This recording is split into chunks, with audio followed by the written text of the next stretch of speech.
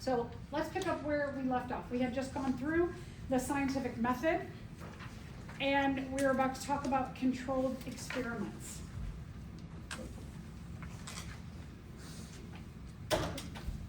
Often, experiments are done in a manner which there's an experimental group and then there's a control group. So we have these two things. One is when we're talking about the variable or the experimental group, that's the thing that you're testing. So let's say that you're, like we said about the valve last week, that we're talking about a heart valve. And your experimental group would have been your artificial valve that you created, and your control group would be people with healthy heart valves. Someone who has a heart valve, nothing's been manipulated with it, they have the thing that has not been touched, experimented on, it's not variable from the original form. And then your variable is the one that you're actually testing. Why we do this, why you compare between your thing that you're testing and a baseline control group, is to make sure that the environment is not influencing your experiment. And I'm going to get into a very simple example about that. So let's talk a little bit more. What are these variable things? A variable is something, an observation is something that can cause an observable change.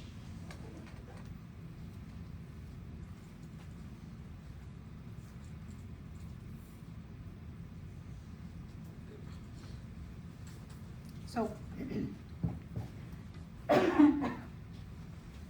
in my example of the heart valve, the artificial valve that you've created can make an absolute observable change in a person who has a failing heart valve.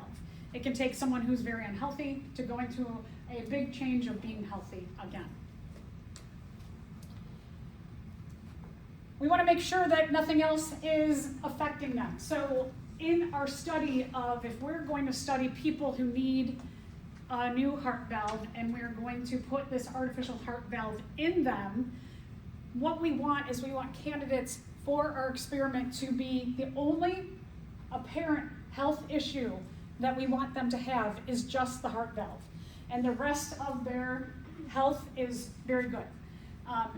If we just started putting anybody in there, and let's say you had a few people with diabetes in your study who not only had a heart valve that wasn't functioning well, but they also had diabetes, and then you had some people who had cancer, and some people who had kidney disease. All of these other diseases could have an impact on how the heart valve is received into that person who has a failing heart valve. So we don't know that the heart valve is having an impact, or let's say that we put the heart valve in a bunch of people who have other diseases and they die. Could it have been the stress on the immune system of the other disease or diseases they had on the heart valve procedure not working? We don't know. We can't tell, right? Because we have more than one variable in this experiment. So, like I said, a good experiment would be try to put heart valves into people who their only apparent health issue is a failing heart valve. So they don't have any other health issues that their body could be focusing on while also trying to accept this new heart valve.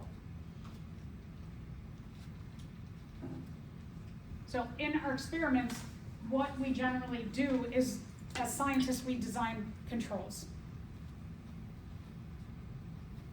You have two groups, and you could have a number of individuals in the control group and a number of individuals in the experimental group. Between the two groups, everything is the same in the experiment, except for in your variable or experimental group, they are exposed to the variable or experiment that you are testing.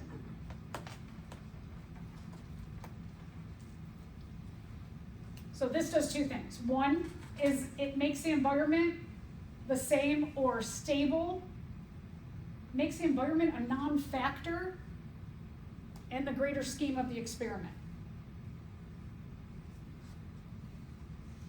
When the environment is the same, when everything is the same except for the thing that you're testing, then your results can really focus on, did this thing work? Did it not work? Do I accept my hypothesis? Do I reject my hypothesis? Rather than being like, well, it kind of worked, but because we gave them two different kinds of antibiotics, maybe it was the antibiotics, or maybe it was the heart valve, right? So you don't know for sure. But if you keep everything as closely resembled, the same as possible between the two groups, then you can really focus on your results being that thing that you are testing, your variable. So here is an example. And in our experiment, what we did was we had two groups of mice, and in our two groups of mice, they each got a pint of tap water in their environment, 1 square foot of cage. They all were in a room, kind of the same room, where they were getting 12 hours of sunlight, 12 hours of dark. Group A is the control group. They are going to get whatever diet mice of this species always eat. They're going to get their normal diet. In group B, we're going to give them a low-carb diet.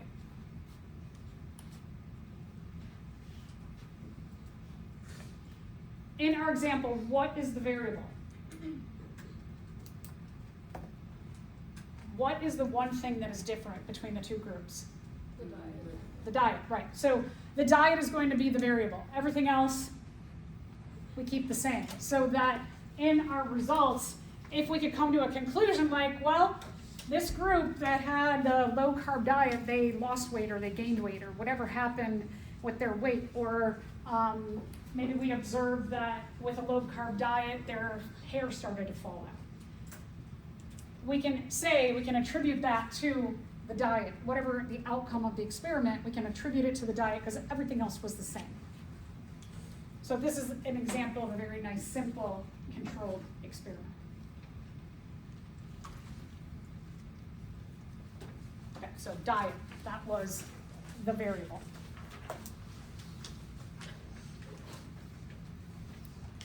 I'm going to give you two other examples of experiments. One is a little simpler, and then we'll get to one that's a little bit more complex.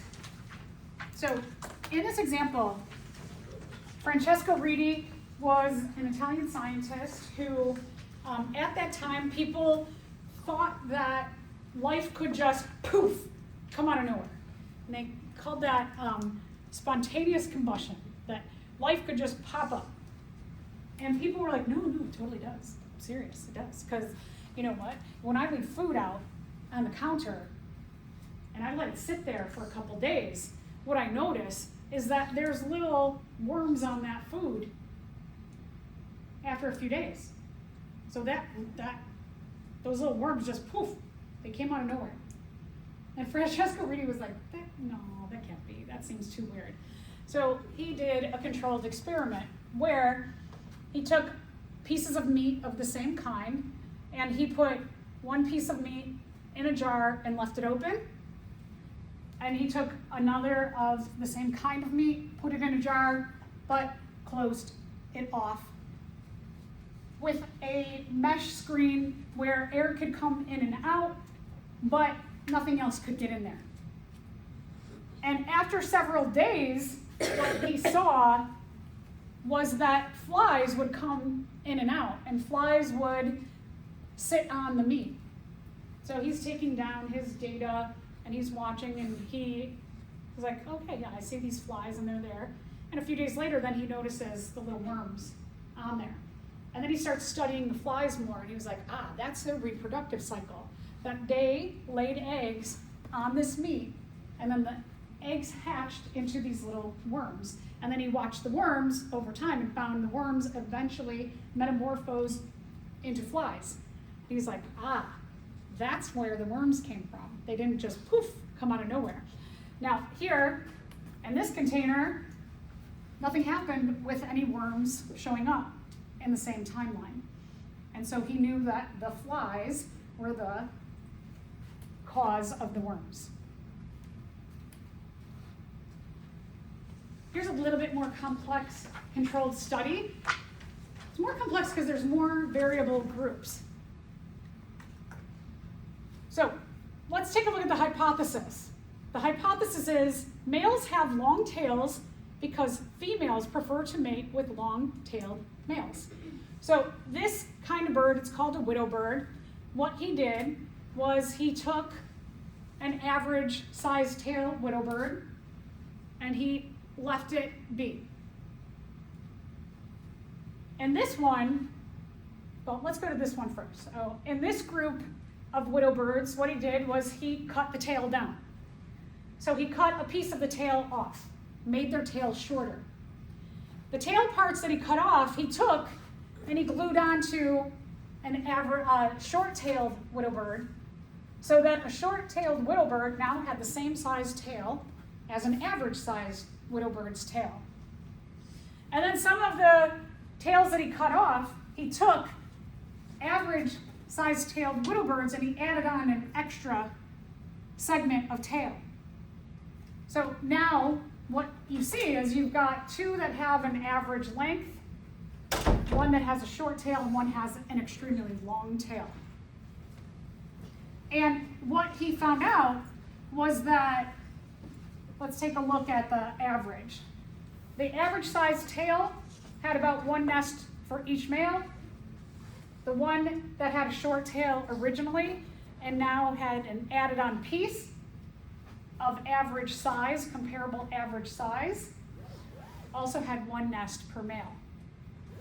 The short tail, because they cut off, they took an average sized widow bird's tail, cut it down to having a short tail, now had less than half a nest per male. And the one that had the average sized tail and then added on more tail had 2 nests per male. So this, go back to the hypothesis, males have long tails because females prefer to mate with long-tailed males. What happened was, based on the results, they could accept that hypothesis, that a longer tail will garner more female attention and they will have more offspring or more nests. So you can go from very simple controlled experiments to having different variables that you're testing, but those different variables are still around one key factor, like the tail, for example. You could have different versions of the variable. All right, so what I want you all to do is we're going to take 3 minutes, and you can turn around or look at your partner and talk to someone around you. Let's go through this information, because based on this information, what I want you to do is think about the observations you would have based on this information. You're going to state a question about these observations. You're going to formulate a hypothesis, and then you're going to design a very simple controlled experiment. So you're only going to have 3 minutes, so I want you to really focus in. I will say there is more than one correct answer. There's a lot of different directions you can go with this. So members of the population of wild Palos Hills monkeys have been found dead near the stream that runs through their home forest. Along that stream to the south are residential homes, and to the north is an iPhone factory. Okay, so you could work alone if you want, but I encourage you to turn around or talk to someone next to you about, together, what kind of question do you have based on the information given? Make a hypothesis and design an experiment. So let's take 3 minutes. Go ahead. And I'll give you a warning at each minute.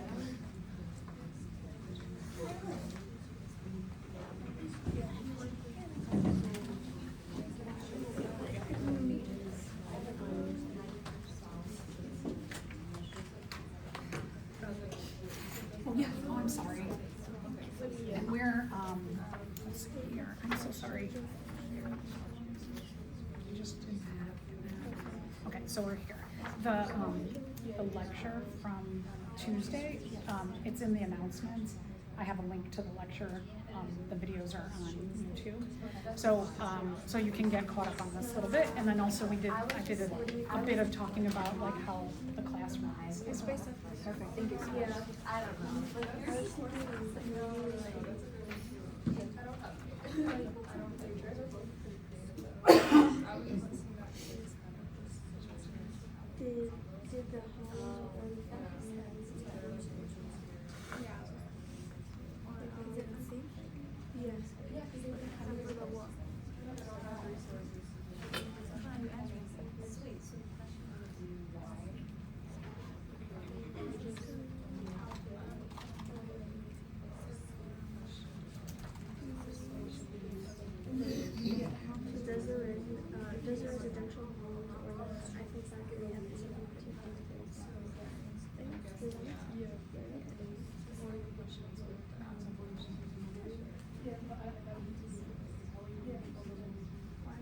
Okay, that was 1 minute, or 1.5 minutes. So you have a minute and a half.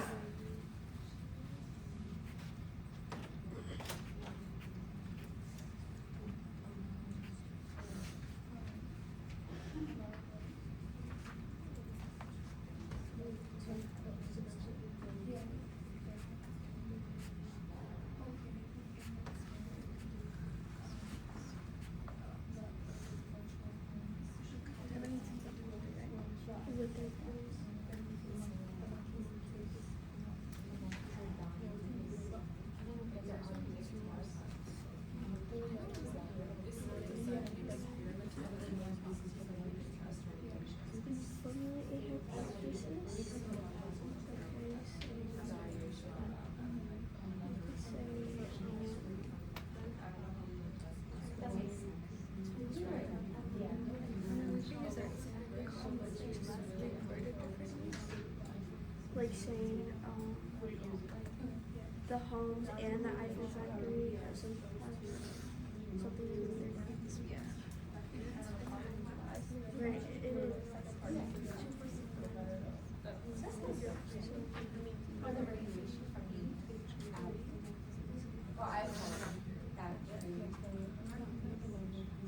It's causing the monkeys.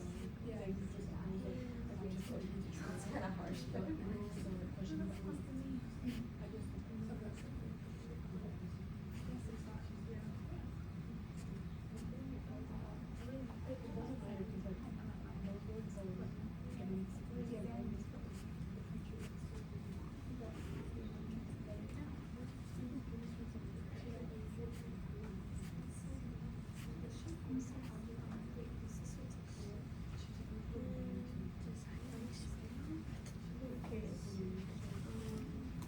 Okay, you got about 20 seconds. We have like an extra minute.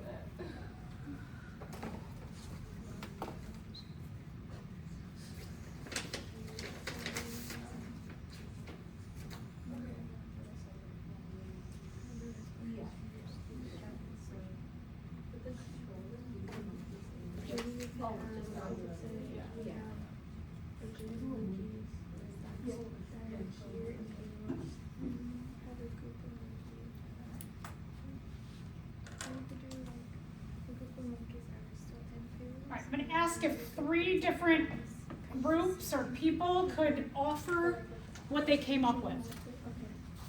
So will someone please volunteer to tell me your question, your hypothesis, and your simple explanation of your experiment? Thank you.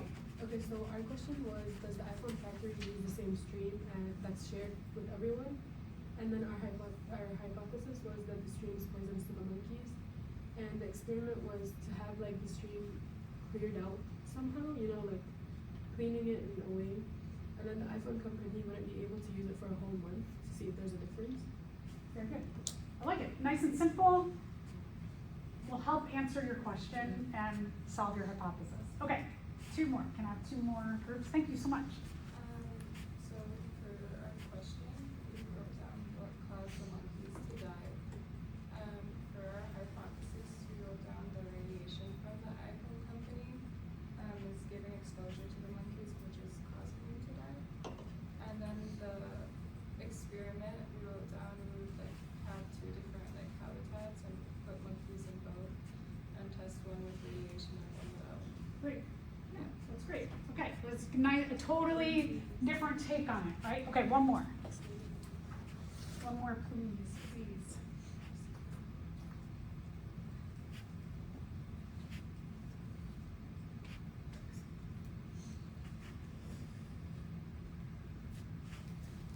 One more group, please.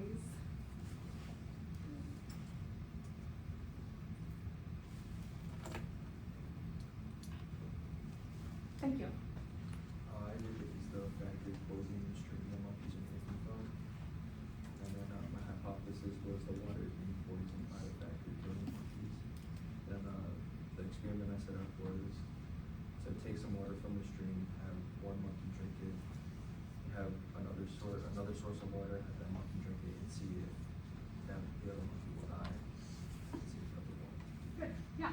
So different methods, similarities and differences. You could have taken this in a lot of different directions in addition to the ones that were given, but you're really given very limited information here. So you gotta start somewhere. So good job, everybody who volunteered. Thank you so much. This is one of your objectives. So when you go to do your objectives for today that we covered, you can just make a note on your objectives. Go back, you could just like, the thing you're going to hand it to me, you could copy what you wrote, you could type it in, or you could just make a note and say, go back and review this page in the notebook, whatever you want to do. So some of these that are a little like more activity based, you could just make a note to go and look at that thing. Just like one of your objectives is to review a scientific article and pick out the parts of that article. Instead of going and searching out an article, you could just say, go back and review pages 5 and 6 in Lab 1. So, scientific theories in biology. We know what a hypothesis is, but how do you get to making something a theory in biology? So let's talk about this whole idea of a theory. A theory, when we call something a theory, and not just biology, but in science, there are theories in different scientific realms. A theory is some kind of explanation for a phenomenon, something that's happening in the world. A lot of scientists have studied this thing. There's tons and tons and tons of data to support the hypothesis, the conclusion, saying, yes, we accept this hypothesis. Everybody keeps coming with all this data and these studies to the same conclusion, accepting that greater hypothesis. So the scientific community as a group says, well, there's been so much information about this. Yeah, we're gonna call this a theory now.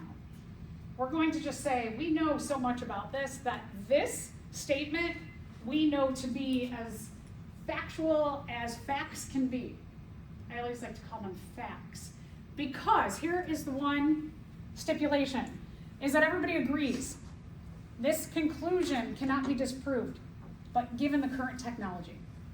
So along the way, as scientists discovered things, they may have said that there is, like when microscopes were first utilized, somebody was looking at the shape of a cell, and we already knew about inheritance of traits, that people figured out that if you have an organism, and when they reproduce, the way they look, the traits, are passed on to their offspring, because they do look similar and share similar traits. Now, they didn't know that that was based in DNA, but they did say, like, parents give offspring traits. And that's where they started with, this idea of inheritance of genes and genetic factors. And then the invention of the microscope came along. And people started looking at cells of different organisms. And they noticed some cells of some organisms do not have a nucleus, and some do have this big round thing in the middle. And maybe that's like a thing that holds the information about these traits. And so then they got to that nucleus must be something special. And then when they started to crack into the nucleus, they found it had all this like stringy stuff, or they watched the process of cell reproduction and saw that the nucleus opened up, and then the stuff inside went from being all loose to being wound up into these things, and then they moved around and they separated into cells, and they were like, that's gotta be the stuff that carries the trait information. And so then that changed the idea of this going from parents give offspring traits to parents give offspring, and they called it DNA, or they called it chromosomes, and then they looked at the chromosomes closer. And with technology, they figured out that the chromosomes were made of DNA. And then they looked at DNA closer, and they found out that DNA was made of nucleotides, A's, T's, G's, and C's. And now we're into like sequencing whole genome. So based on technology, we come up with ideas that everybody's like, yeah, I agree that there's traits that are passed on offspring. And that was a theory. Parents pass on traits to offspring. And then more technology comes along, and then we know about the nucleus holds that information. And then again, more technology, right? So based on current technology, everybody agrees that this thing can't be disproved. But even our current theories that we have today, maybe new technology comes along and we refine that a little bit more. We change that to have a little bit more detail. So that's what we mean about theories. A hypothesis is different. We get theories by proposing hypotheses, but a hypothesis is just an educated guess.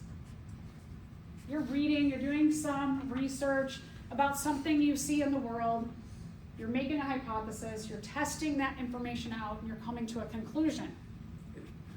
Now, the other day, on Tuesday, my hypothesis when I got up in the morning was it will snow all day. And by the time even class time hit, I disproved that hypothesis because I saw, no snow, and my radar showed no more snow coming.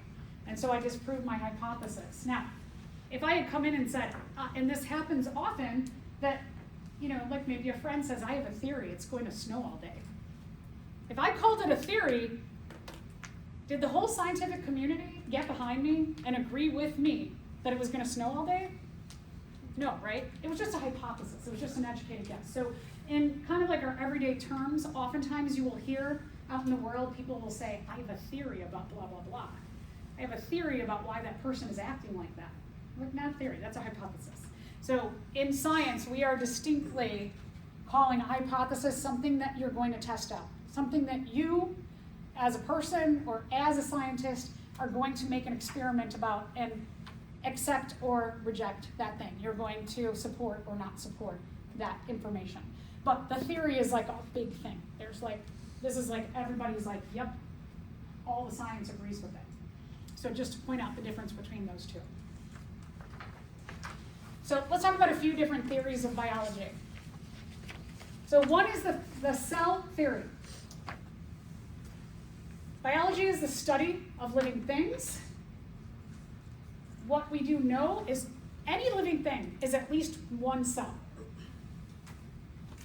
So bacteria or archaea, single cell, they're just an organism made of one little cell. They are a living thing. We are made up of probably trillions of cells. So you could be one cell, you could be maybe a little bit, maybe 1,000 cells, you could be billion, trillion, even more, bigger numbers. But you have to at least be one cell to be a living thing. So this was based on Francesco Redi's experiments, the biogenesis theory, bio, life, genesis, meaning start. He figured out life only comes from life. This spontaneous combustion thing, no. And other people started testing out that same idea like he did, and they were like, no, you're right. This thing that I thought just came out of nowhere, yeah, there was a reproductive cycle of something that happened. So that's the biogenesis theory, that life only comes from life. And then the last one I want to mention is the evolution theory, or the theory of evolution. And it says that living things come from a common ancestor and are adapted. Ooh, this word adapted comes with a lot of information. Adaptation, what that means is that as an individual in a group of a species called a population, that some individuals have better traits or characteristics for survival than others. Those that have better traits or characteristics given the current environmental situation survive easier, have more time because they survive easier, and they have time to reproduce and pass on those good traits to their offspring. If you do not have good traits given the current environmental situation, and you are having a huge struggle to survive, you are struggling to get out of the weather, you are struggling to find food, you are struggling to hide from predators, you are struggling to be healthy because there's a lot of parasites in your environment. Do you have time to reproduce? If you are struggling to survive, you're not thinking like, I gotta reproduce. Now, some that struggle, moderate struggling, which have some good traits and some bad traits, they may reproduce and pass on those some good traits, some bad traits to their offspring. And then you might have some that they're just struggling to survive, so they don't reproduce at all. Over time, what evolution says, that adaptation has occurred in that population. That those with the best traits, that have an easy time surviving, have offspring that have the good traits. Over time, what you see is favorable traits go up in percentage over time, and unfavorable traits go down. Now, the environment can change, and if the environment suddenly changed, which it does because we know climate change has been happening since the Earth was created 4 billion years ago. Climate's gotten, in just like one simple example, it's gotten colder, it's gotten hotter, it's gotten colder, it's gotten hotter, right? So favorable traits would be very different in cold situations as opposed to hot situations. And so traits that are favored in cold are not going to be favored in hot, and vice versa. So you do see in populations favorable traits or adaptations are different sometimes and different other times depending on the environment. And that's what we call natural selection, which is a driving force of evolution. So the evolution theory says, yeah, we have a common ancestor, and living things, we do see adaptations over time. The good traits change depending on the environment. Another one is the theory that DNA is the instructions for how organisms are constructed and organized. All living things have DNA. So we've got some basic things, right? Maybe you will discover there's something beyond DNA. There's something beyond the A's, T's, and G's, and C's that's controlling this. Who knows? But you might have in your lifetime some new technology that opens this up even further. The terms law and principle are interchangeable with theory.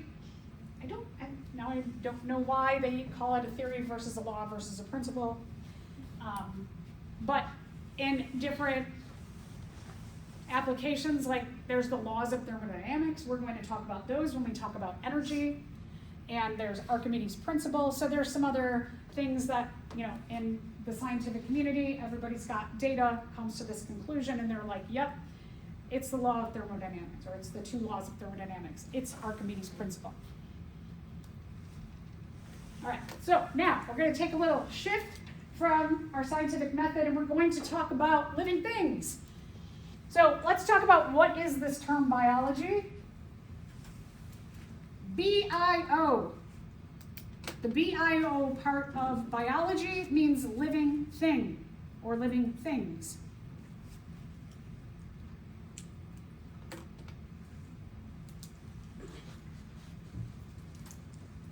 If you are a living thing, you are an organism. These are interchangeable. Living things are organisms. Organisms are living things. The BIO means living things. The LOGY or the OLOGY, this part of the word means the study of. So there's different kinds of science, like zoology means the study of animals. Find them at the zoo, right? Psychology, the study of the brain, right? So we have all these different kind of applications of the study of certain things in science.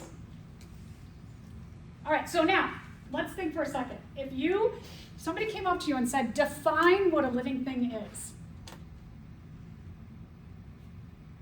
That's tough because it's big. It's a big definition. And when people sat down and went, how could we define a living thing is, and it applied to all living things, they started making lists and they're like, well, they all have this and they all have that and they all have that and they all do this and they all do that. And so the definition of a living thing includes a lot of different what we call characteristics. That every living thing does these certain things. If you do not do all of them, you are not a living thing. There are some things in the world that might have like 6 of the 7 characteristics. Because they're missing one, they are not considered a living thing. So all living things have certain characteristics. So we're going to go through all of them. So imagine this is like a big, big, big definition of what a living thing is. Okay, so the characteristics of living things. Well, the first one is organisms acquire and use materials and energy. We're going to spend a whole chapter talking about energy and why that is important. This is a big one. People listed this as the first characteristic because having energy means that we need to put energy into our cells. As humans, let's think about like your day. So if you have a day, you wake up and you're late, and you run out of the house, and you hop on the bus, or you get in your car, and you drive to classes, and you're like, oh, and you're on your way here, and you say, I'm late, I'm going to be late, so I can't stop and get food. I forgot to grab food on my way out, and you come and you have classes back to back to back. And then after your classes, you've got to run right to work. And again, you know you have a tight schedule, so you got to run to work. And you go to work, and then you get home at 11 o'clock at night. You haven't eaten all day. What is the first thing on your mind? Food, right? You are hungry. We, as humans, our survival tells us every so often you need some more food, right? And so we're kind of interesting as humans too, because as humans we have just some of us humans have robust amounts of food. There's people in the world who don't. But in our society in general, we have a lot of food. So because we've gotten kind of used to like having food available to us, we typically eat a number of meals a day or a number of snacks and meals a day, right? And so even when, now we've gotten to the point where even if you're just bored, what are you doing? You're thinking about, oh, food's yummy, right? And so even when we don't need it for our survival, we're still thinking about it. Because our ancestors lived at a time when they had to really fight for food. So instinctually, this is huge for an organism. They need energy in order to survive. And again, we're going to spend a whole chapter talking about that. So energy is the ability to do work, right? When you work on something, does it not take a lot of energy? So I like when these scientific terms make sense into our everyday life. And like I said, energy is like right there. Big, big, big thing for survival. We have got to have the nutrients and the energy to keep going. This fuels everything else. Fuels all your characteristics. You cannot do the other characteristics without energy. We will spend a whole chapter talking about how energy is available to us through the process of photosynthesis. So we have certain organisms, plants, algae, and cyanobacteria on the earth, whom we rely on them giving us that energy, making it available to us. Wouldn't it be great, especially for your pocketbook, if you could just go outside and sit in the sun? You're like, I'm hungry. Okay, cool. Right? It'd be nice if we could do that. But we rely on something else for our survival. So it takes a lot of energy for us to get that thing, and they do that for us. So very, very important. These not animals, oh my gosh. These organisms that can photosynthesize are called autotrophs. Auto means self. Troph means feeder. So they're a self-feeder. Now, I know you all are big enough to feed yourself, but that's not what it means. When we are talking about an autotroph and self-feeding, it means your cells inside your body can feed themselves. Like I said, it'd be so great. If I were an autotroph animal, I could just go out, get my sunshine, and be on my way, but I can't do that. I have to eat an autotroph who has made energy. So autotrophs can make their own food within their own cells, self-feeding cells. We are heterotrophs. Hetero means other. Troph means feeder. That means you have to get your energy from somewhere other than your own cells.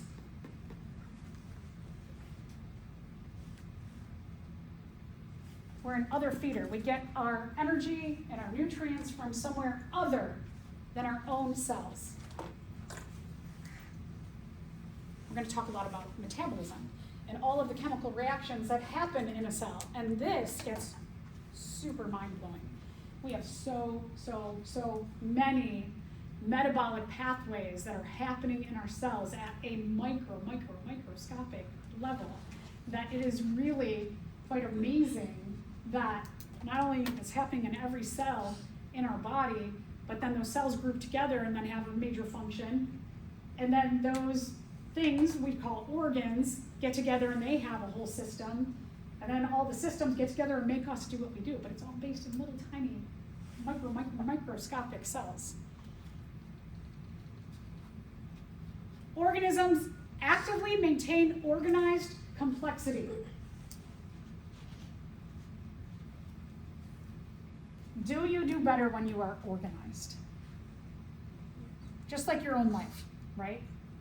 I know when I have so much going on that I'm disorganized, what will happen is I'll miss meetings, I'll miss assignments that I have to do in my job, I miss paying bills sometimes because I'm not organized. So the basis of all of this, and especially if you think about, we're going to talk about at least like 10, this chemical reaction leads to this one, to this one, to this one, to this one, that in what we call cellular respiration, our ability to use oxygen to efficiently break down energy sources, that there are a lot more than we will explore, but let's say just 10 chemical reactions. This one leads into this one, to this one, to this one, to this one, to this one, to make our final important kind of small, tiny energy called ATP from our big food sources.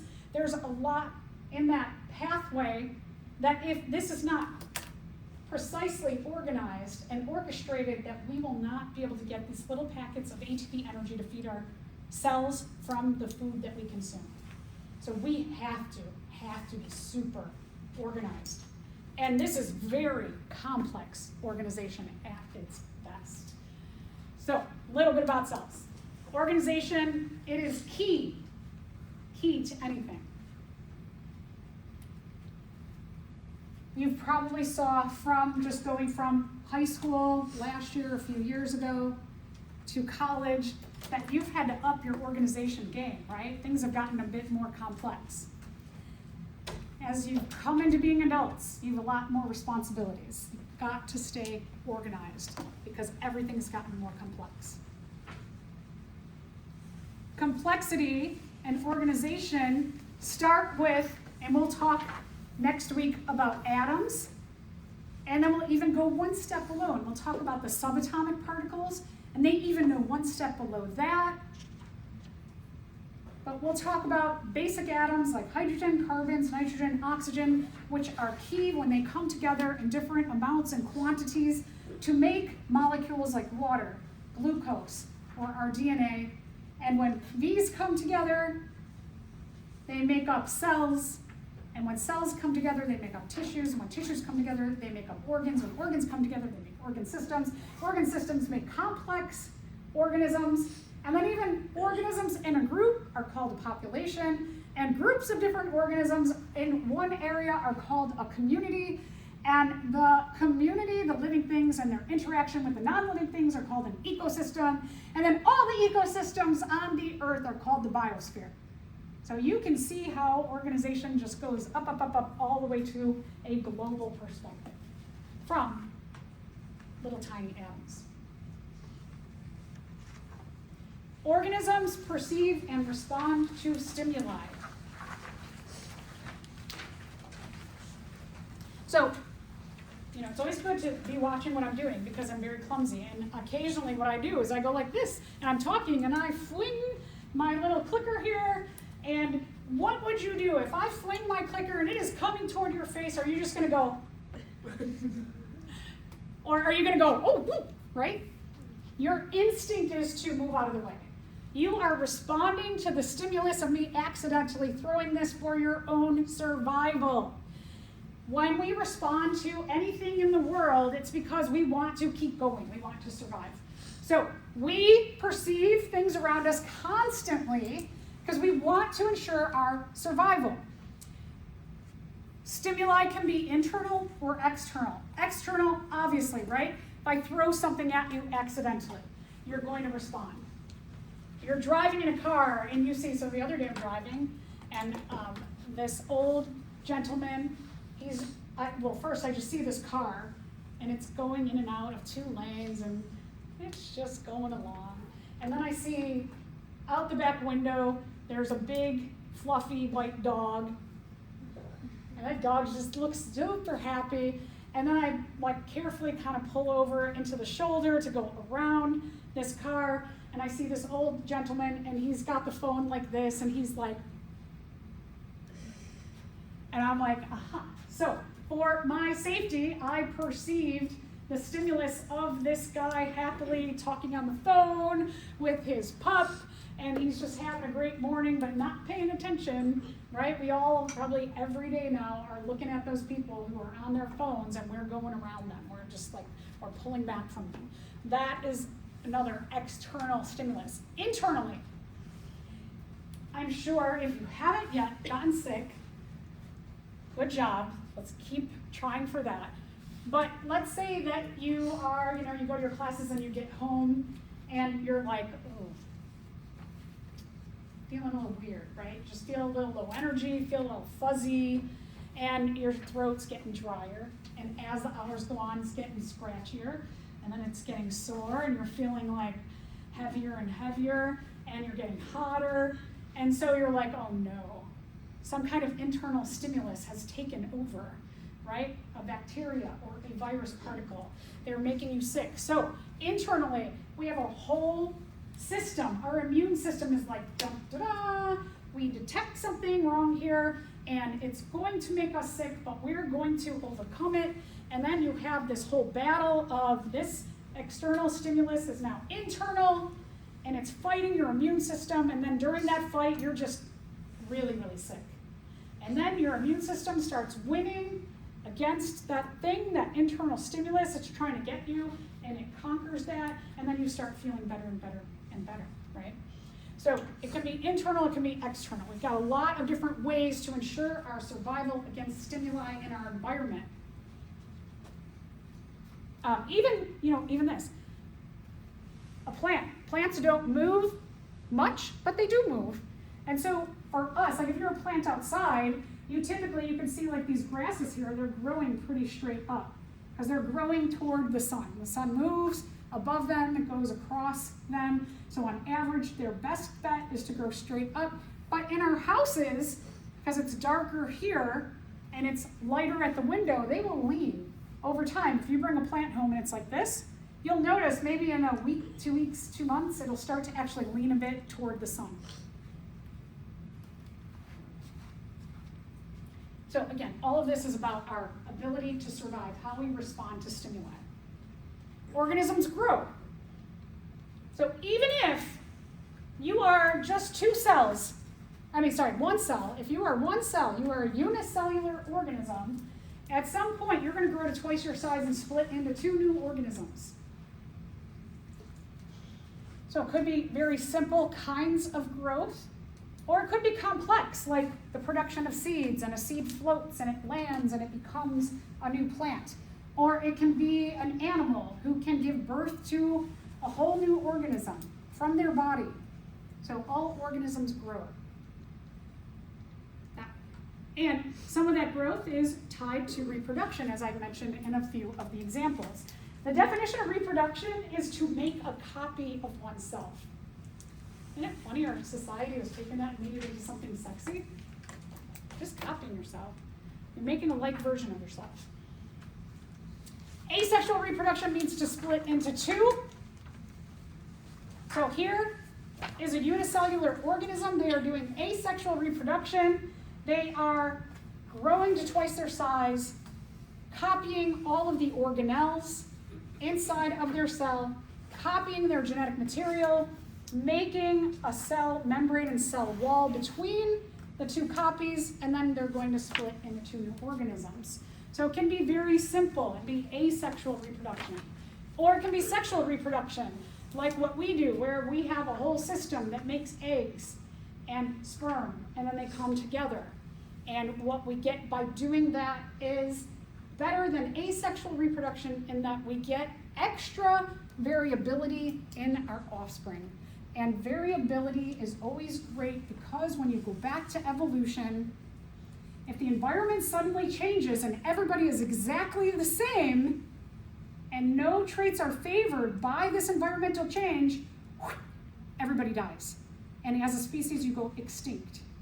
So having the ability to do sexual reproduction, which we'll get into meiosis and how this happens, that we get genetic variability in our offspring, is a huge benefit, because variation is actually a really, really good thing.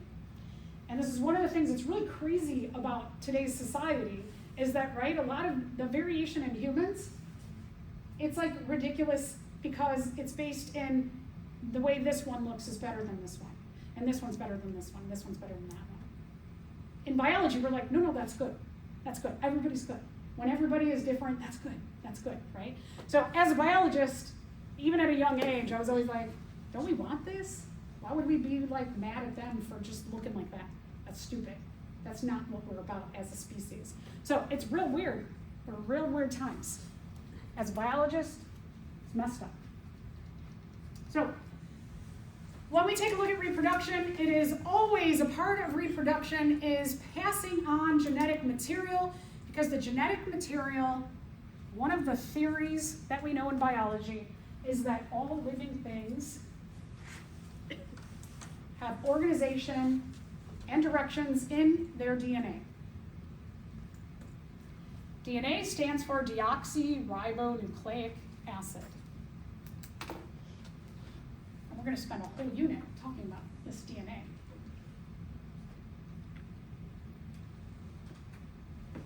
DNA goes to the offspring. So whether you are doing asexual reproduction, you're making an exact copy of your DNA and then you're splitting into two new organisms, or you're going to get some complexity by doing sexual reproduction, regardless of whether you're a simple cell or you're a complex cell, you are passing on genetic material to your offspring.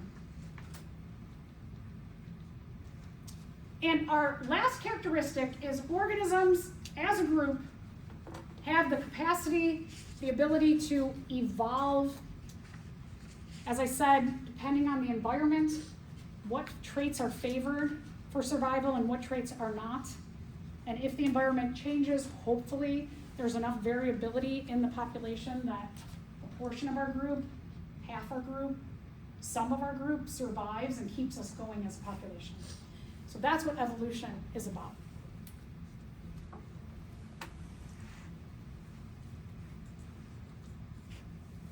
Evolution's all based on chance.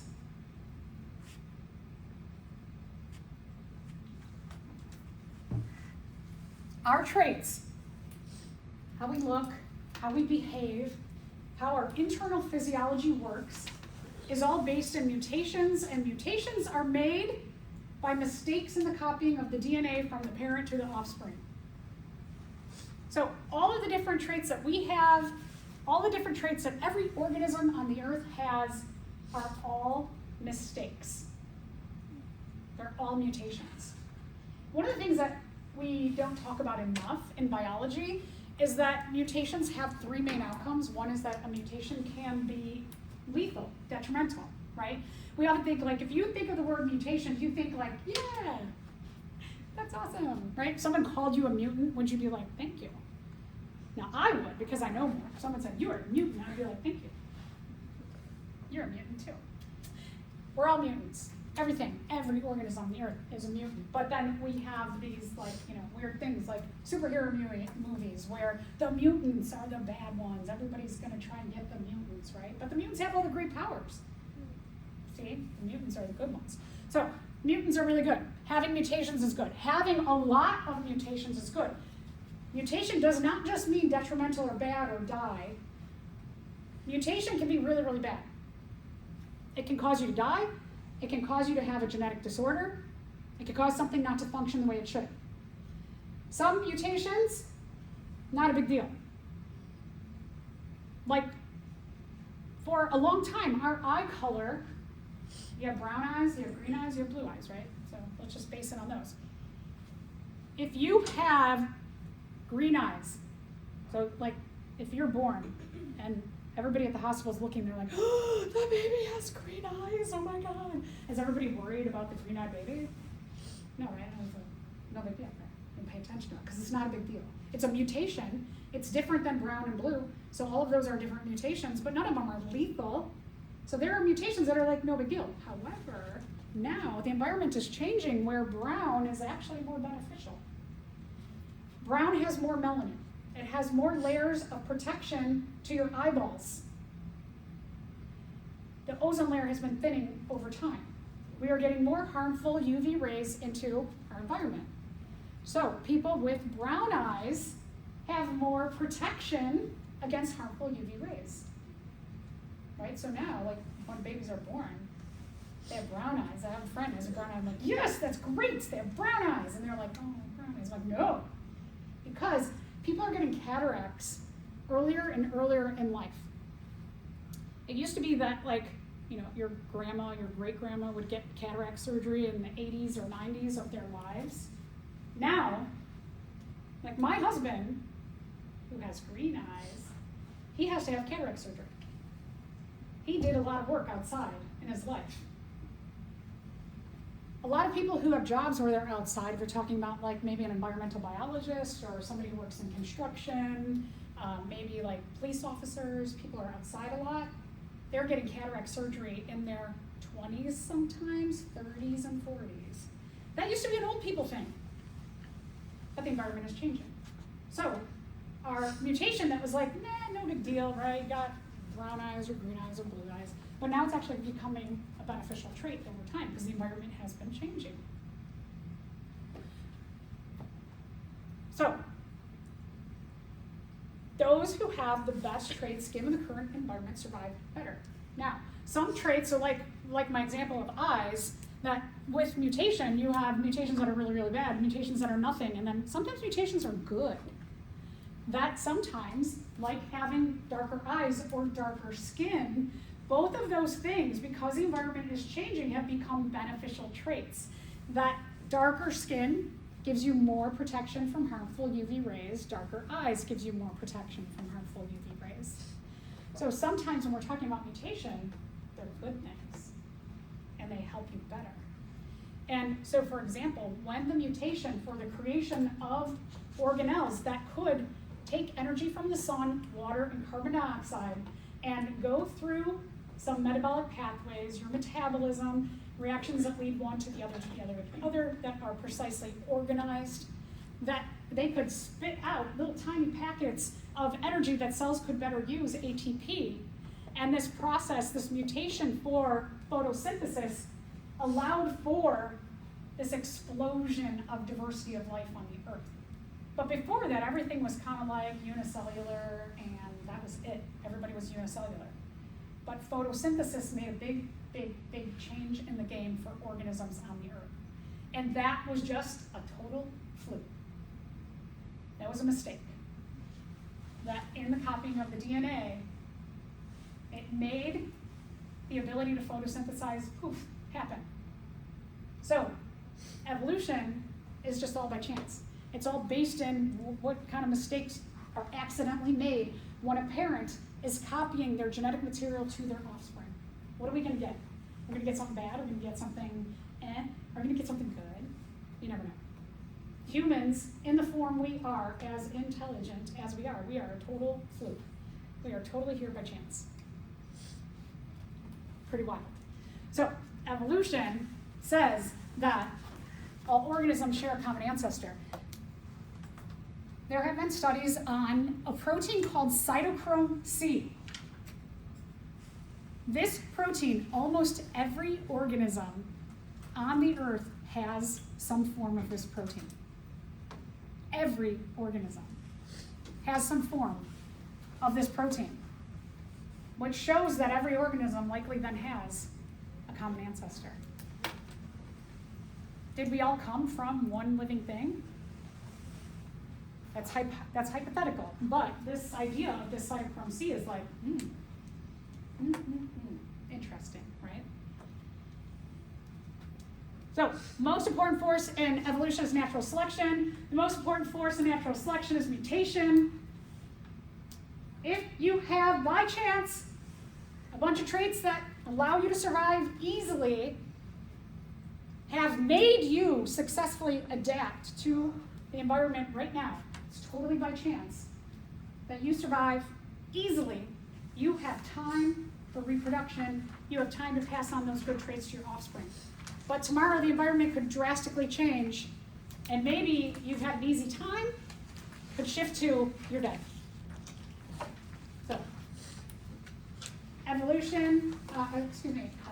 extinction has been a natural phenomenon in the history of life. 99% of all organisms that have ever lived on the earth are extinct. 99%. Because the climate has always been changing. Wild. Okay, so here's an example. Let's say that these are the same species of fish. They're not, right? But let's just say that they're the same species of fish, and there are traits for the species of fish being really big and having a really big mouth, or being smaller and having a really small mouth. So, in the current environment, all of the food is really, really small. It's like really, really small little pellets of plants that are available. And those pellets are in the sand. So, who do you think is going to have an easier time just picking out the food without getting a whole bunch of sand into their body? Little mouth or big mouth?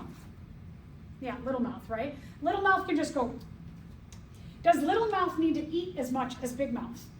No, because little mouth doesn't eat as much food. So they can just pick out what they need and then go about their way, go reproduce, make more little mouth animals.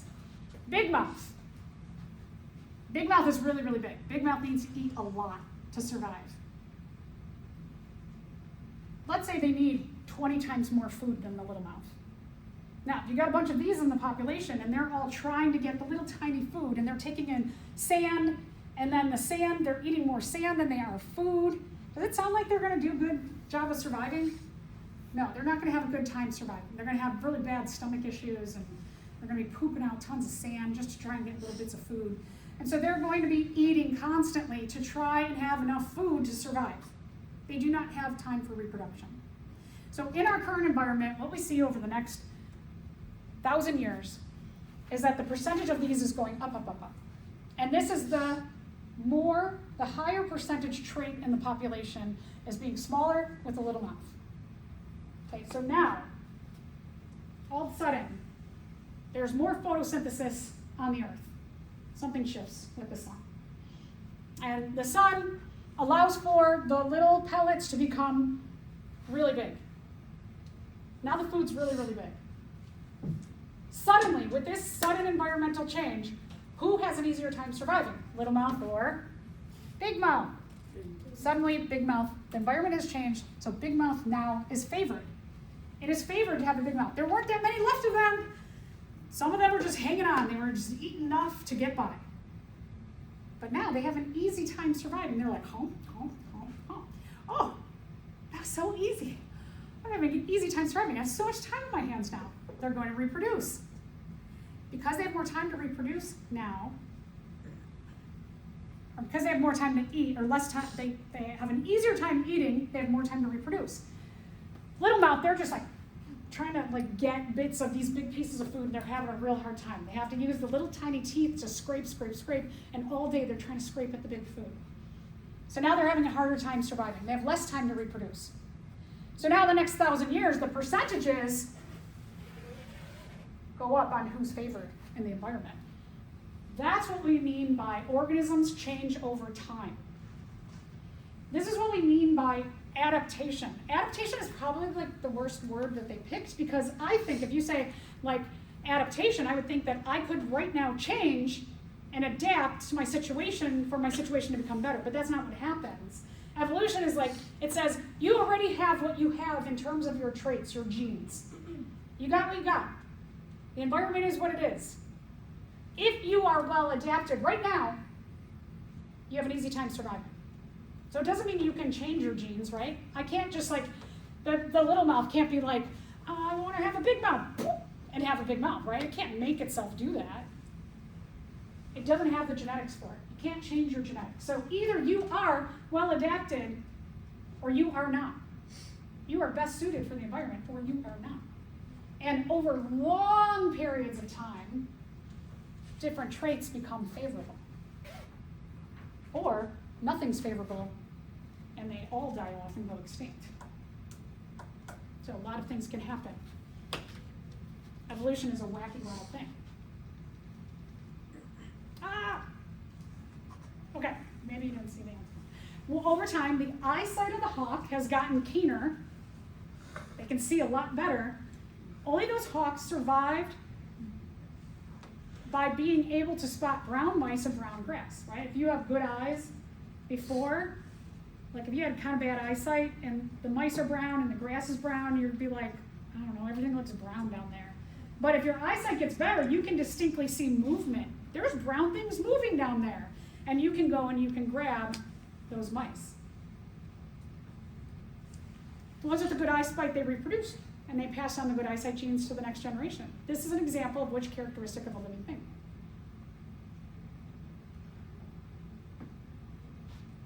Now, certainly, here's the thing. We did talk about making a next generation, right? But is this what really the scenario is talking about? Put the whole scenario together. What's the best answer?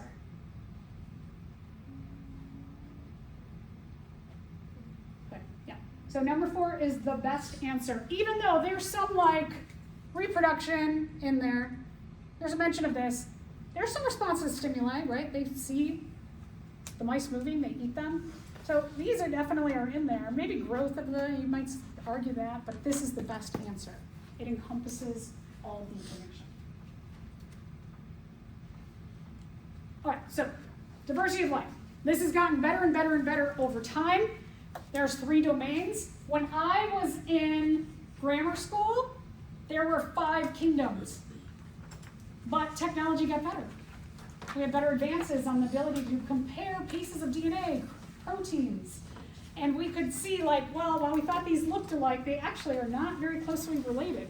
And then they made 3 domains of life. The 3 domains are bacteria, archaea, and eukarya. Everybody fits into one of those 3. 2 of the 3 big categories of life are unicellular, one-celled organisms. All of the higher organisms, multicellular organisms, fit into eukarya. But everything else is unicellular. So are they like the lesser organisms? We could argue that they have been around for billions of years. Humans, we've really, in our form, only been around about maybe 4 to 6 million years, compared to some of these have been around for 3 billion years. Who's better at surviving? Clearly. Okay, so organisms are characterized, they're put into the groups in 4 ways. One is cell type. Okay, here comes some vocabulary. Prokaryotic or eukaryotic. Karyotic means nucleus. Pro means before. You evolved. Oh, I'm gonna get to that term, so I'll get to that. But these evolved before the nucleus. These are the true nucleus. How many cells are you? Are you 1 cell or are you more than 1 cell? How do you eat? Not everybody eats. Do you absorb your energy? Do you just absorb energy from the sun and you get to be an autotroph and make energy in your cells? Are you a heterotroph? Do you have to get it from somewhere else? And then what's your genetic material like? Are you a single cell and you have a nucleoid, 1 circular chromosome, or do you have many chromosomes? So we used to just use these, and then once the ability to do this came along, it really started to separate into better groupings. Okay, so we'll do really quick these last few things. A prokaryote's a noun, prokaryotic's an adjective. They mean the same thing. Prokaryote is a cell that doesn't have a nucleus. A prokaryotic cell is a cell that doesn't have a nucleus. So we have the noun version or the adjective version. Pro means before. Eukaryotic means nucleus. They evolved before the nucleus evolved. Eukaryote or eukaryotic, these are cells, they have a nucleus.